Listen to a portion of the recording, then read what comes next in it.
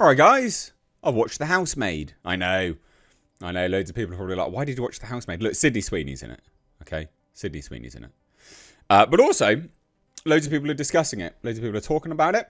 And rightly so, it was a really decent movie.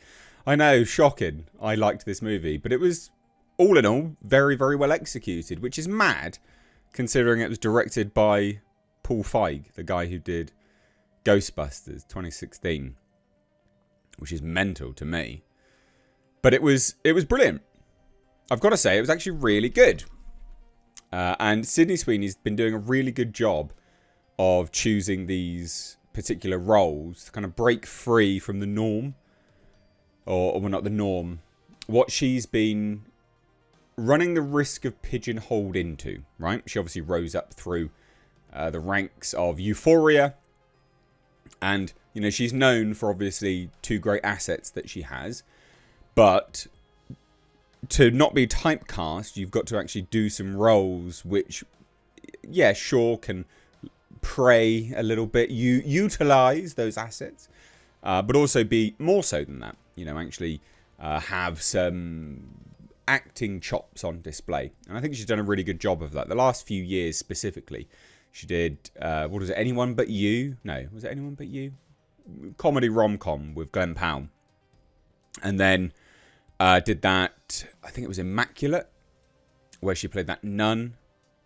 And then now this, you know, she's, oh, and then also like, Madam Web. Less said about that, the better. Jesus. Anyway, so this movie stars Sydney Sweeney and Amanda Seyfried. Never know how to say her name.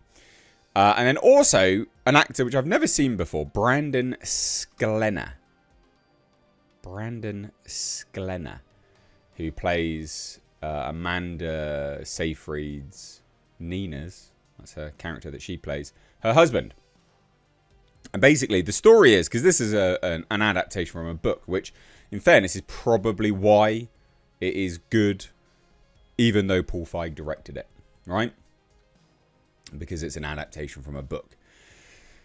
But what the story is, Sydney Sweeney plays Millie, I think it's Millie, and effectively she's just come out of jail, prison, she's on parole, and she needs a job, obviously as part of her parole, and she gets a job as a housemaid, a live-in housemaid at this sort of very rich, well-to-do, hoity-toity couple. And things aren't quite as they seem. Well, things aren't as good as they appear. Well, yeah, no, things aren't quite as good as they seem, basically. So, initially, it's all hunky-dory, absolutely brilliant. And then things start getting a bit strange, you know? Like, she realises, Sydney Sweeney's character realises she's been given a room in this house that has a lock on the outside, not the inside. That's a bit weird. That's a bit odd, isn't it? She starts finding medication down the toilet. It's like, well, that's a bit weird. Nina, Amanda's character, lies start coming out. Manipulation. All this kind of stuff, right? I'm not going to say too much, because if you haven't watched it and you do want to watch it, which I would genuinely recommend watching it, I don't want to spoil it for you. But anyway, this movie was incredibly tense. I'm sat there trying to enjoy a nice, you know, Pepsi Max cherry, as I do when I'm in the cinema. And it was super tense. I've not been to a movie as tense as that for a long time. I couldn't quite... Like, I knew what was going to happen in this movie going into it, right? I know the twist. I Googled it, okay? It's there, you know. But even knowing the twist, it was still incredibly tense. And I didn't know quite how they were going to stick the landing. Because they were building it up in such a way that even though I knew the twist, I actually couldn't see how they were going to do it. You know? Crazy. Actually crazy stuff.